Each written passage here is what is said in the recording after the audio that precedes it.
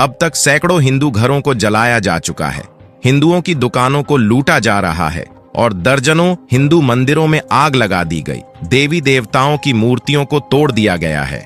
ऐसा लग रहा है कि बांग्लादेश की हिंदू आबादी और बांग्लादेश के जिहादियों के बीच शेख हसीना एक दीवार बनकर खड़ी थी और उनके जाते ही वह दीवार टूट गई और जिहादियों ने हिंदुओं पर धावा बोल दिया। बांग्लादेश के मशहूर हिंदू संगीतकार राहुल आनंद के घर आग लगा दी गई।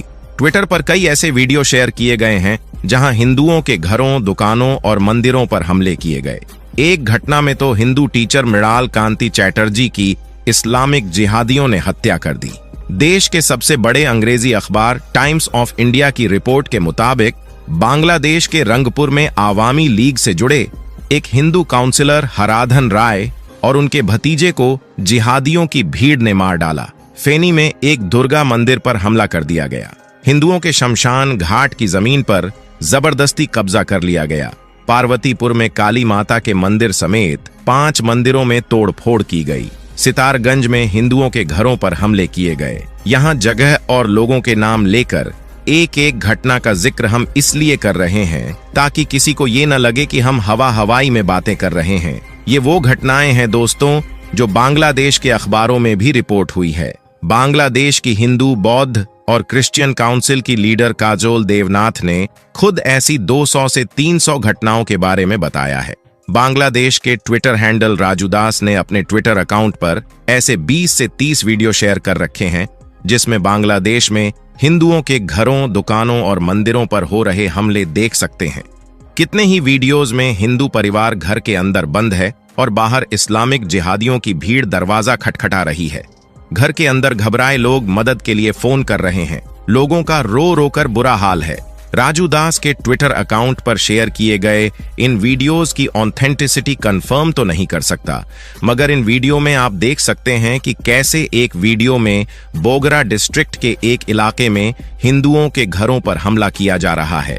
एक दूसरे वीडियो में एक हिंदू लड़की रोते हुए बांग्ला भाषा में अपना दर्द बयां कर रही है। एक वीडियो चटगांव का है जहां जिहादियों की भीड़ ने शनि मंदिर में आग लगा दी। ऐसे एक नहीं, कम से कम 20 से 30 वीडियो इस वक्त अलग अलग सोशल मीडिया अकाउंट्स पर वायरल हैं। हिंदुओं पर हमले की खबरों से पूरा सोशल मीडिया, प्रिंट मीडिया और टीवी चैनल्स भरे हुए हैं। ये सारे हमले एक बड़ा सवाल खड़ा करते हैं कि अगर कुछ दिन पहले शुरू हुआ छात्र आंदोलन सच में रिजर्वेशन के खिलाफ था, अगर सच में लोगों का गुस्सा शेख हसीना को लेकर था, तो आज ये लोग हिंदुओं पर हमला क्यों कर रहे हैं? अब तो लगभग रिजर्वेशन भी खत्म हो चुका है, शेख हसीना भी देश छोड़कर जा चुकी हैं, तो फिर हिंदुओं पर, हिंदुओं के घरों पर, हिंदू मंदिरों पर हमला करके लोग किस बात का गुस्सा निकाल रहे हैं? इसलिए हमने अपने पिछले वीडियो में कहा था कि आंदोलन करने वाले ज्यादातर लोग छात्र हैं ही नहीं, छात्रों की शक्ल में जमात और बांग्लादेश नेशनल पार्टी के जिहादी हैं जो बरसों से वहां की हिंदू कौम के खून के प्यासे थे। ये वो लोग हैं जो पूरी तरह से हिंदुओं को बांग्लादेश से भगाना चाहते हैं। ये वो लोग हैं जो हिंदुओं की दुकानों और मकानों पर कब्जा करना चाहते हैं। ये वो लोग हैं जिन्होंने सेक्युलर वैल्यूज पर बने बांग्लादेश को इस्लामिक स्टेट बनाने के लिए मुजीबुर रहमान की हत्या कर दी थी। जिन लोगों को पता नहीं उन्हें बता दूं कि जब बांग्लादेश बना था तो उसके संविधान में सेक्युलर वर्ड यूज किया गया था, मगर मुजीबुर रहमान की हत्या के बाद संविधान में सेक्युलर शब्द की जगह इस्लामिक स्टेट शब्द डाल दिया गया और आज शेख हसीना देश की पीएम नहीं रही। पुलिस और आर्मी की तरफ से इनको भी फ्री हैंड मिल गया है, तो ये लोग फिर से हिंदुओं पर हमले करने लग गए हैं। और बांग्लादेश में हिंदुओं पर ये कोई पहला हमला नहीं है दोस्तों। 2001 में जब बांग्लादेश में खालिदा जिया की सरकार बनी थी तो उनके सपोर्टर्स ने सिस्टमैटिक तरीके से पूरे देश में हिंदुओं के खिलाफ हिंसा छेड़ दी थी। वो हिंसा उस वक्त पूरे 150 दिनों तक चली। इस हिंसा में हिंदुओं के खिलाफ 18,000 से ज्यादा क्राइम किए गए। 1,000 हिंदू औरतों के साथ गलत काम किया गया। हालत यह थी कि उस हिंसा के बाद एक साथ 5,000 हिंदुओं को बांग्लादेश छोड़कर भारत आना पड़ा था। और अगर आप बांग्लादेश की पूरी हिस्ट्री देखें तो ये इतिहास वहां की हिंदू कौम पर हमलों से भरी पड़ी है। हम लोग 71 की बात करते हैं तो खुद को शाबाशी देना नहीं भूलते कि कैसे हमने उस वक्त पाकिस्तान को हराया और पूर्वी पाकिस्तान को बांग्लादेश बनने में मदद की। मगर हम इस बात को भूल जाते हैं कि 71 की लड़ाई से पहले पाकिस्तानी फौज के आदेश पर सबसे ज्यादा हत्या उस वक्त के पूर्वी पाकिस्तान के हिंदुओं की गई। एक एस्टीमेट के मुताबिक पूर्वी पाकिस्तान में भड़के आंदोलन को दबाने के लिए पाकिस्तानी फौज ने उस वक्त 30 लाख लोगों की हत्याएं की, जिनमें मरने वालों में ज्यादातर हिंदू थे। अमेरिका के सांसद एडवर्ड कैनेडी ने अमेरिकी संसद में एक रिपोर्ट पेश की थी। उस रिपोर्ट में उन्होंने बताया कि 71 से पहले पूर्वी पाकिस्तान में हुई हिंसा में मरने वाले लोगों में सबसे ज्यादा वहां के हिंदू थे। आजादी के आंदोलन को दबाने के लिए हिंदुओं की हत्याएं की गई, उनकी दुकानों को जलाया गया, उनके घर लूटे गए। हिंदुओं के घरों की पहचान हो सके, इसके लिए हिंदू घरों के बाहर H लिखा गया ताकि भीड़ उन घरों में आग लगा सके। एडवर्ड ने अपनी रिपोर्ट में बताया कि ये सब कुछ उस वक्त की पाकिस्तानी फौज के इशारे पर किया गया था।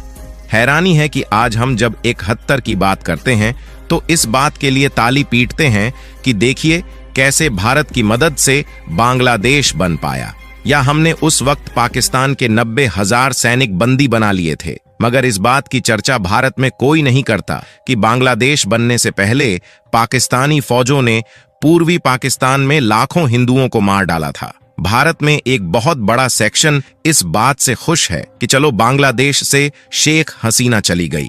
वो लोग शेख हसीना के जाने से इसीलिए खुश है क्योंकि वो भारत की करीबी थी। वो लोग शेख हसीना के जाने से इसलिए भी खुश है कि उन्होंने पूरी दुनिया को नाराज करके मोदी का साथ दिया। इन लोगों को शेख हसीना की हार में मोदी की हार दिख रही है, इसलिए लोग खुश हैं। एक समय जिस पूर्वी पाकिस्तान यानी आज के बांग्लादेश में 30% आबादी हिंदू थी, आज वहां 8% भी हिंदू नहीं बचे। और अब वहां के जैसे हालात है इस वक्त, शायद अगले कुछ सालों में इतने भी न बचे। आज बाबा रामदेव से लेकर सदगुरु जग्गी वासुदेव तक सभी बांग्लादेशी हिंदुओं के साथ हो रहे जुल्म को लेकर परेशान हैं।